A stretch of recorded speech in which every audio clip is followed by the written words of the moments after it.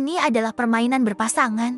Seorang pria memutar botol, dan gadis yang ditunjuk oleh mulut botol akan menjadi pasangannya. Mereka harus masuk ke dalam lemari selama 7 menit. Mereka boleh melakukan apa saja di dalam. Choki sangat menyukai gadis pirang yang duduk di seberangnya saat memutar botol. Dia terus mengucap dalam hati, gadis pirang, gadis pirang. Namun, botol itu justru menunjuk ke seorang gadis kecil yang berdandan seperti penyihir. Choki langsung merasa kesal. Dia sama sekali tidak tertarik pada si penyihir kecil. Namun si penyihir kecil justru sangat senang. Dia sudah lama diam-diam menyukai Choki. Begitu mereka berdua masuk ke dalam ruangan kecil, wajahnya langsung berbinar. Si penyihir kecil langsung ingin bermain permainan kencan dengannya. Tapi Choki bersikeras menolak. Lebih baik mati daripada menurut. Baginya, gadis pirangnya yang ada di luar sana jauh lebih penting. Belum sampai 1 menit, pintu sudah didorong terbuka. Perasaan si penyihir kecil pun berubah dari cinta menjadi benci. Dia pun menjatuhkan sebuah kutukan pada Choki. Setiap gadis yang berkencan dengannya akan langsung meninggalkannya begitu menoleh ke belakang. Dia bersumpah akan menikah dengan jodoh sejatinya sendiri dan membuat Choki seumur hidup tak akan pernah bisa menikahi wanita yang benar-benar dicintainya. Setelah itu, dia mencabut segenggam rambut dari kepala Choki dan pergi begitu saja. Waktu pun berlalu dengan cepat. Choki tumbuh dewasa dan menjadi seorang dokter gigi. Kutukan masa kecil itu sudah lama terlupakan oleh Choki. Hingga pada suatu hari, mantan pacarnya yang baru saja putus darinya seminggu lalu tiba-tiba menikah dengan orang lain dan bahkan mengundang Choki untuk menghadiri pernikahannya. Tak hanya itu, Choki juga melihat bahwa mantan pacarnya yang lebih lama, mantan dari mantannya juga telah menemukan cinta sejatinya dan tampak sangat bahagia. Saat itu juga, Choki tiba-tiba teringat akan kutukan masa kecilnya. Jangan-jangan itu kutukan beneran, pikirnya dengan wajah pucat. Ini pasti cuma kebetulan, pikir Choki. Mencoba menenangkan dirinya. Dia masih belum menyadari bahwa kutukan itu benar-benar mulai bekerja dalam hidupnya. Di pesta pernikahan itu, para wanita lajang menatap Choki dengan sorot mata penuh hasrat, seolah-olah dia adalah hadiah utama malam itu. Ternyata, mantan pacarnya telah menemukan sebuah rahasia. Selama seorang wanita benar-benar menjalani satu kencan penuh dengan Choki, maka sesuatu yang aneh akan terjadi. Tak lama setelah kencan itu, wanita tersebut pasti akan menemukan jodoh sejatinya. Mengetahui hal ini, mantan pacar Choki pun membagikan rahasia itu ke media sosial. Sontak, rahasia itu menarik perhatian banyak wanita lajang. Mereka mulai mengincar Choki dan bahkan memberinya julukan baru, si pencicip keberuntungan, atau dalam bahasa Inggrisnya, Lucky Tea Taster. Keesokan harinya, si Tea Taster alias Choki pergi bekerja seperti biasa ke klinik dokter gigi. Namun begitu membuka pintu, dia terkejut bukan main. Dulu, tempat itu sepi dan membosankan. Biasanya, yang datang ke kliniknya hanyalah ibu-ibu parubaya yang mengeluh sakit gigi. Penampilan biasa, suasana pun membosankan. Tapi hari ini benar-benar berbeda. Yang datang justru deretan gadis-gadis muda dengan tubuh seksi dan dandanan menggoda. Mereka antri dengan sabar. Semua tersenyum manis dan satu persatu berkata, "Dokter, aku kayaknya butuh pemeriksaan khusus." Bahkan, masing-masing dari mereka menatap Choki sambil meneteskan air liur.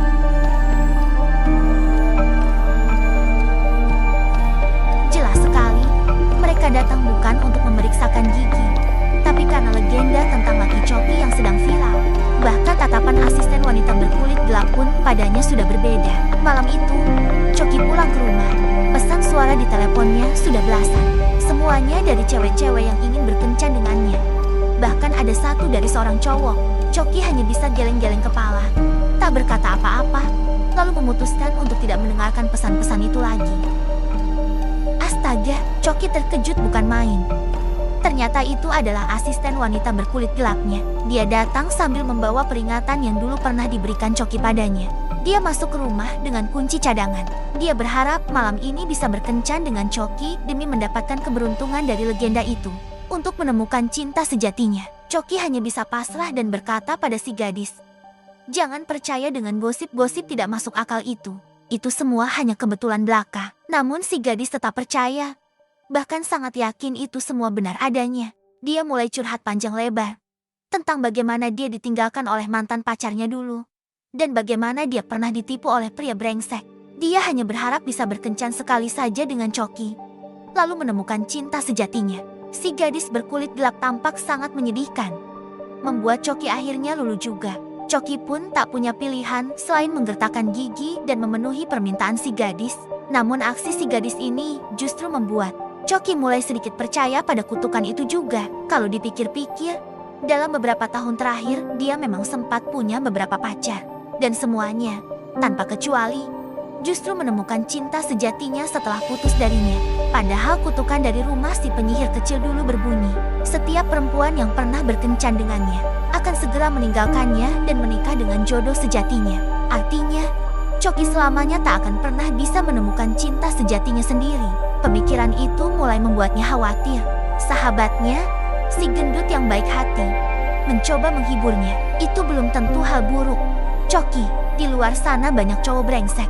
Tapi kalau lo berkencan dengan mereka, justru lo bantuin mereka nemuin cinta sejati. Itu kan hebat, bro. Lanjut si gendut dengan serius. Kalau begitu, kutukan itu sebenarnya bukan kutukan lagi, tapi semacam mantra cinta dari hati, kata si gendut sambil tersenyum. Setelah mendengarnya, Choki seakan menemukan makna hidupnya. Ia menatap antrian panjang wanita-wanita di klinik giginya. Tak ada habisnya, satu lebih cantik dari yang lain. Dia tidak menolak siapapun, selama ada wanita yang ingin berkencan dengannya. Ia siap menerima. Semua wanita yang pernah berkencan dengan Choki berhasil menemukan cinta sejati dalam beberapa hari setelah berkencan dengannya. Melihat mantan pacarnya datang membawa kabar bahagia, Choki hanya bisa mengucapkan doa tulus dari hatinya. Mungkin dulu itu cuma kebetulan, tapi kalau sudah banyak orang begini, pikirnya, itu membuktikan bahwa legenda itu memang benar adanya. Postingan tentang Choki di internet pun banjir pujian dan komentar positif. Tak ada satupun komentar negatif. Tak lama kemudian, nama Choki pun terkenal kemana-mana, menyebar ke berbagai kalangan dan profesi.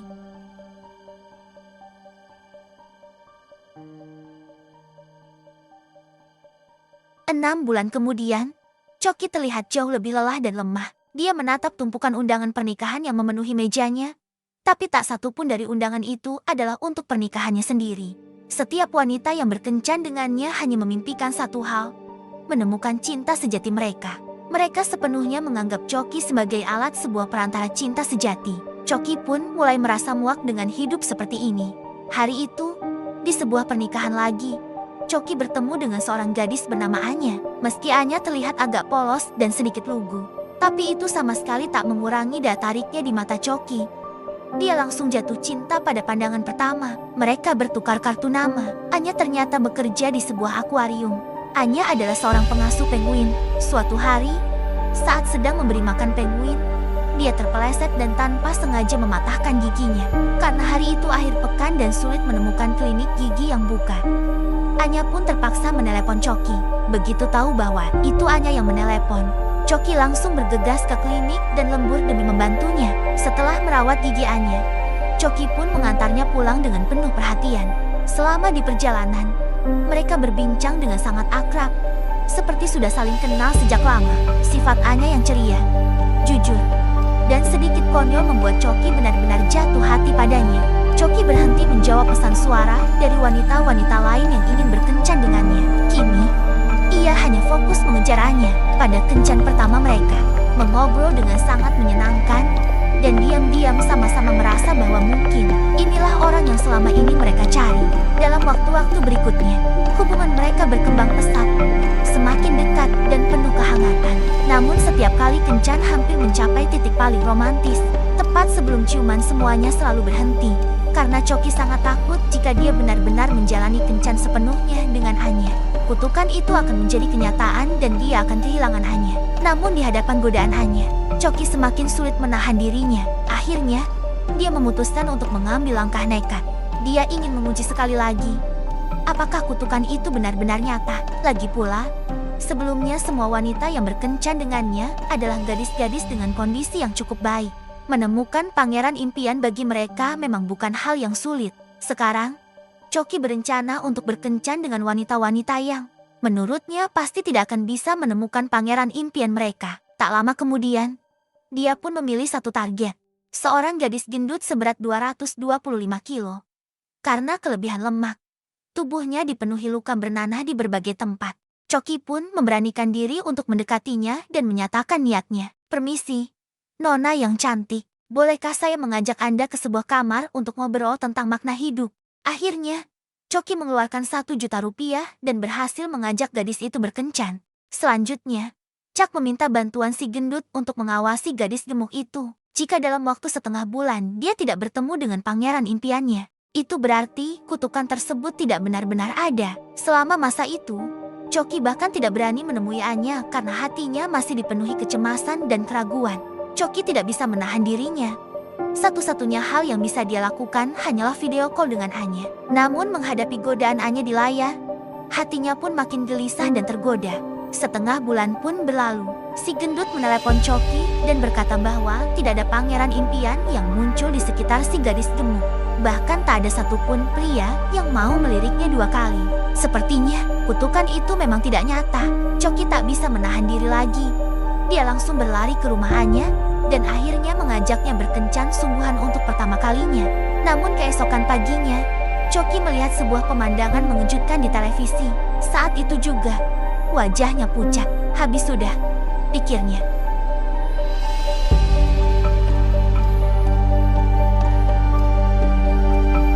Ternyata kutukan itu memang nyata. Demi mencegah Anya berubah hati, Choki menyiapkan sarapan yang sangat mewah dan lengkap. Ia juga mengirim puluhan pot bunga ke tempat kerjaannya. Begitu Anya membuka ruang ganti, di dalamnya penuh dengan balon berbentuk hati. Tapi bagi Choki, semua itu masih belum cukup. Choki bahkan berdandan seperti seekor penguin demi menghibur Anya. Namun sayangnya, Anya sama sekali tidak terlihat senang. Wajahnya justru dipenuhi rasa canggung. Sepulang kerja, saat melihat mobil berhias hati yang diparkir di depan, Anya hanya bisa menghela napas. Benar-benar tak tahu harus berkata apa. Anya merasa sikap Choki menjadi terlalu aneh dan berlebihan, hingga dalam hati mulai terlintas pikiran untuk mengakhiri hubungan mereka. Ini membuat Choki merasa semakin terancam. Keesokan harinya, dia mengenakan cincin dan bersiap untuk melamar. Namun, ketika melihat Anya berjalan sangat dekat dengan seorang teman pria, bahkan berpelukan dengannya, Choki pun marah dan memukuli pria itu habis-habisan. Anya sudah tak bisa menahan lagi dan memutuskan untuk mengakhiri hubungan mereka. Choki yang patah hati hanya bisa duduk di pinggir jalan, kehujanan dalam kesedihan. Seorang asisten wanita berkulit hitam yang baru pulang kerja melihatnya. Ia lalu mendekat dan mengucapkan terima kasih kepada Choki. Berkat Choki, dia akhirnya bisa menemukan cinta sejatinya. Choki hanya bisa memberikan ucapan selamat dengan sopan.